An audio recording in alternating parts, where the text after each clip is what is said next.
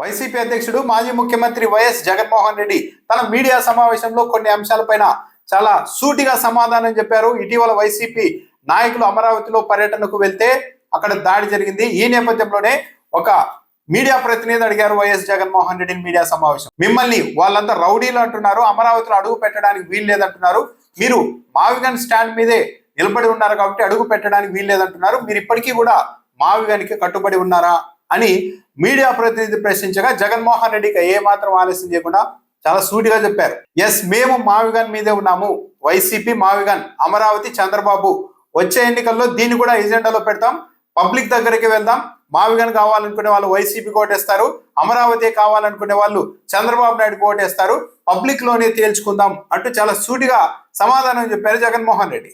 My next election would be fought on the battle Mavigan versus Amaravati. Yes, we would stand by it. We are for Mavigan. Everybody who is for Mavigan will vote for YSRCP. Everybody who is for Amaravati will vote for Chandrababu. We will stand by it. We will make it an election issue for them. We'll put it up in the manifesto also. Mavigan, YSRCP. Let's see how people will vote. ఏ స్కాములు లేకుండా రాజధాని అనేది, బ్రహ్మాండమైన రాజధాని అనేది ఏర్పాటు ఎలా అవుతుంది? మావిగన్.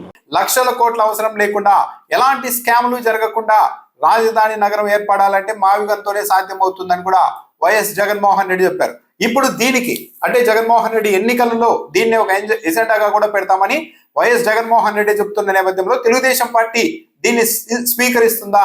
ఎస్, మేము అమరావతి కట్టుబడి ఉంటాం, జగన్మోహన్ రెడ్డిని మావిగన్కి ఉండమనండి, ఎన్నికల్లో ఇదే దాని మీదే వెళ్దాం, లక్షల కోట్లు ఖర్చు పెట్టైనా సరే అమరావతి నిర్మాణం చేయడమే మంచిది అన్న కాన్సెప్ట్ తో మేముంటాం, జగన్మోహన్ రెడ్డి చెప్తున్నారు కదా మావిగన్ అని, ఆ కాన్సెప్ట్ మీద రండి, ఎన్నికలకు వెళ్దాం, ఎన్నికలకు వెళ్ళడానికి రెడీగా ఉన్నాం అని తెలుగుదేశం పార్టీ ప్రకటిస్తుందా? ఇప్పుడున్న పరిస్థితుల్లో అయితే ప్రకటిస్తుంది. ఇంకా అధికారం 3 ఏళ్ళు ఉంది కాబట్టి ఇప్పుడు వెనక్కి తగ్గేందుకు అవకాశం లేదు కాబట్టి ఇంకా అక్కడ వేల కోట్లు, ఇప్పటికే 50,000 కోట్ల రూపాయలతో పనులు చేస్తున్నారు, దాదాపు 1,00,000 కోట్ల పనులు చేయాలి కాబట్టి అమరావతి గ్రేట్, అమరావతికి మద్దతు ఉంది కాబట్టి వచ్చే ఎన్నికల్లో మేము కూడా అమరావతి మీదే స్టాండ్ అయ్యే ఎన్నికలకు వెళ్తాం అని ప్రకటించవచ్చు. కానీ పబ్లిక్ ఎలాంటి తీర్పు ఇస్తారు అన్నది తెలుగుదేశం పార్టీ ఫేట్ అయితే డిసైడ్ చేసే అవకాశం ఉంటుంది. జగన్మోహన్ రెడ్డి ఈ అంశాన్ని అయితే ఎజెండాలో పెడతాం, ఎన్నికల ఎజెండాలో అని చెప్తూ ఉన్నారు.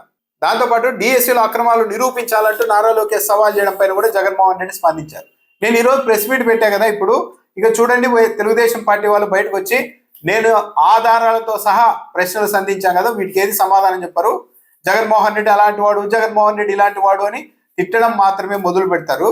డిఎస్సికి సంబంధించి ఇదివరకే మీడియా సమావేశం ఏర్పాటు చేసినప్పుడు నేను జీవో కాపీలు చూపించాను, డాక్యుమెంట్లు చూపించాను, ప్రతిదీ ఎవిడెన్స్ చూపిస్తూ మరి నేను ప్రెస్ మీట్ పెడితే ఆ జీవోలు తప్పు, ఆ జీవోలు వాస్తవం కాదు, ఆ డాక్యుమెంట్లు వాస్తవం కాదు అని చెప్పి అసలైన జీవోలేవో అసలైన డాక్యుమెంట్లు ఏవో చూపించవచ్చు కదా, ఆ పని చేయకుండా మాటలు ఎందుకు, సవాళ్ళు ఎందుకు అని జగన్మోహన్ రెడ్డి ప్రశ్నించారు. అంటే ఈరోజు తాను ప్రెస్ మీట్ పెట్టాను కానీ దాని మీద తెలుగుదేశం పార్టీ స్పందించే స్థితిలో లేదు అని జగన్మోహన్ రెడ్డి ముందే చెప్తున్నారు. ఒకవేళ స్పందించినా సరే రెగ్యులర్గా యాక్చువల్లీ అదే జరుగుతుంది. జగన్మోహన్ రెడ్డి ప్రెస్ మీట్ పెట్టి అనేక అంశాల మీద మాట్లాడితే తెలుగుదేశం పార్టీ వాళ్ళు మాత్రం సింపుల్గా గొడ్డలి పార్టీ, జగన్మోహన్ రెడ్డి అరాచకవాది ఇలాంటివి మాట్లాడుతున్నారు, వ్యక్తిగత అంశాలు మాట్లాడతారే కానీ సబ్జెక్టు గురించి వాళ్ళు మాట్లాడరు.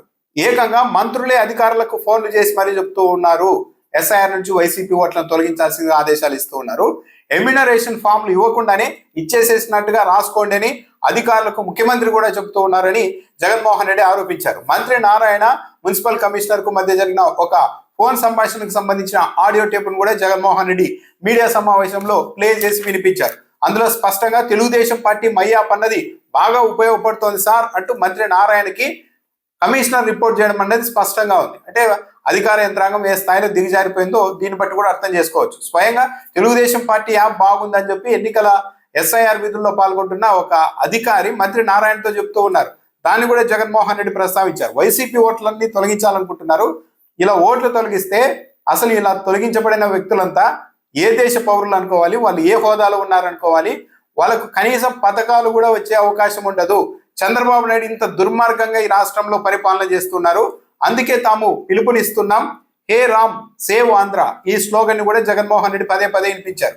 హే రామ్ సేవ్ ఆంధ్ర, ఇక్కడ ఏపీలో దారుణమైన పరిస్థితులు ఉన్నాయి, రాష్ట్రాన్ని కాపాడండి అంటూ జగన్మోహన్ రెడ్డి ఆ నినాదాన్ని కూడా హే రామ్ సేవ్ ఆంధ్ర అనే నినాదాన్ని కూడా తన ప్రెస్ మీట్ లో జగన్మోహన్ రెడ్డి ఉపయోగించారు.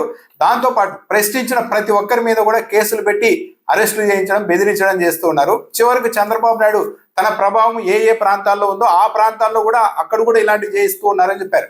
అంటే తెలంగాణలో కూడా అరెస్టులు జరుగుతూ ఉన్నాయి. ఏది ఏపీకి సంబంధించి సోషల్ మీడియాలో పోస్టులు పెట్టారని, కామెంట్లు చేశారని. అంటే చంద్రబాబు నాయుడు తన ప్రభావం రేవంత్ రెడ్డి ప్రభుత్వంలో ఉంది కాబట్టి అక్కడ కూడా దాన్ని ఉపయోగించి ఇలాంటి అరెస్టులు చేయిస్తున్నారని కూడా జగన్మోహన్ రెడ్డి చెప్పారు. ప్రతి ఒక్కరిని గూండాలనడం అన్నది చంద్రబాబు నాయుడుకి అలవాటు అయిపోయింది.